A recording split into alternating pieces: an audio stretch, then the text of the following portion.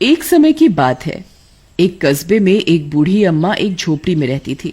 वो अपना पेट पालने के लिए चूल्हे पर लोगों के लिए मक्के की रोटी और साग बनाकर बेचती थी। एक दिन एक मुसाफिर उधर से गुजर रहा होता है। उड़ी बाबा, बाप रे बाप, बड़ा गर्मी है आज तो।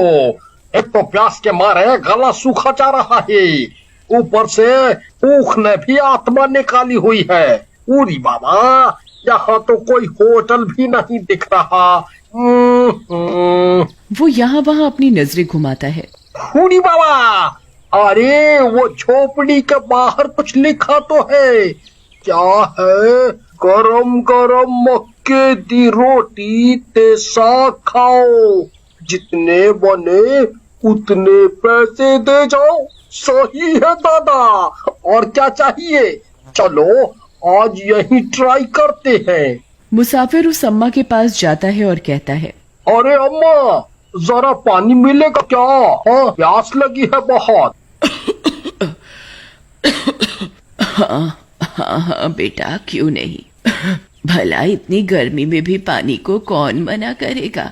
अभी लाती हूँ। अम्मा धीमे धीमे अंदर जाती है और मटके से लोटे में पानी भर लाती है। मुसाफिर पानी पी लेता है। अम्मा, अब खाना खिला दो जल्दी से। हाँ, अभी लाई बेटा, कहकर अम्मा गरम गरम मक्के की रोटी चूल्हे पर सेकने लगती हैं और प्लेट लगाकर उसे दे देती हैं।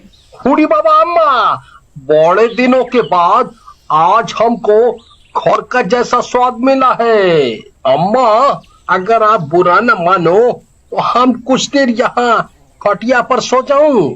सो जाओ, जितनी देर मन करे। मुसाफिर गहरी नींद में सो जाता है। तब वो अम्मा अपने असली रूप में आती है, यानी चुड़ैल के रूप में।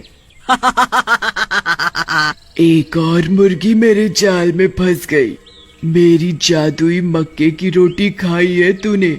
बस कुछ ही देर में ये रोटियां तेरे शरीर में बहते रक्त में घुल जाएंगी और फिर तुझे ना चाहते हुए भी यहाँ आना ही पड़ेगा। कुछ घंटे सोने के बाद जब मुसाफिर की नींद खुलती है तो चुड़ैल वापस अम्मा के रूप में आ जाती है। अच्छा अम्मा, धन्यवाद। ये लो पैसे, भगवान ने चाहा तो फिर मिलेंगे। भगवान क्या करेगा इसमें, तेरे को तो आना ही पड़ेगा। ठीक है बेटा, जुग जुग जियो। ऐसे ही ना जाने कितने लोगों को वो चुड़ैल अम्मा के रूप में अपनी जादुई रोटियां खिलाया करती थी। एक दिन उस बूढ़ी चुड़ैल की बेटी आती है उससे मिलने। अरे बेटी, तू कैसे आ गई आज? सब खैरियत तो है? बड़े दिनों बाद आई तू। हाँ माँ, अब क्या बताऊं, जिस शहर में मैं रह रही थी वहाँ के लोग बहुत चौकन्ने हो गए हैं। उनको बेवकूफ बनाना अब आसान नहीं मेरे लिए। वहाँ मेरा गुजारा बिना इंसानों को खाए उनका खून पे नहीं हो रहा है। पता है, मैंने महीनों से ताजा इंसानी खून नहीं पिया है। बेटी, तू ही तो जिद करके गई थी शहर, वरना इस कस्बे में भी शिकार कम नहीं है। रोज 2-4 फंसी जाते हैं। ऐसा तू क्या करती है जो लोग खुद चल के मौत के मुंह में आते हैं? बस देखती रह तू, तेरे सामने किसी को बलि का बकरा बनाती हूँ। तभी वहाँ उसी कस्बे में रहने वाला एक व्यक्ति राका आता है। उसे आता देखते ही वो दोनों इंसानी रूप ले लेती हैं। और माँ, जल्दी से मक्के की रोटी साग के साथ ला दो। हाँ हाँ बेटा, क्यों नहीं। चुड़ैल की बेटी को ये सब समझ नहीं आ रहा था। ये मेरी माँ को क्या हो गया है, इंसान की सेवा कर रही है। यहाँ इंसान आसपास नहीं भटकता और इधर इंसान चल के आ रहा है तो ये रोटी साग खिला रही है, वो भी खुद बना के। सठिया गई है ये मेरी बूढ़ी माँ। फिर अम्मा राका को खाना खिलाती है। बातचीत करके राका चला जाता है और वो चुड़ैल और उसकी बेटी चुड़ैली रूप में आ जाते हैं। ये क्या ड्रामा है माँ?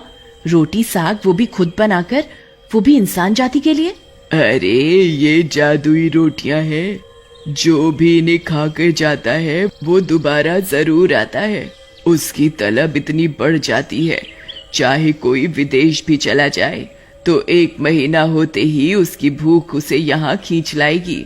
अगर तुझे यही करना है तो चूल्हे पर अपना खून क्यों फूकती है? रोटी मशीन ले आते हैं एक। वो क्या होता है? अरे माँ, वो एक रोटी बनाने वाली मशीन है। इसमें सैकड़ों रोटियां एक साथ बन सकती हैं। चूल्हे पर जितनी तू हफ्ते भर में बना पाएगी उतनी 1 घंटे में बन जाएगी। पर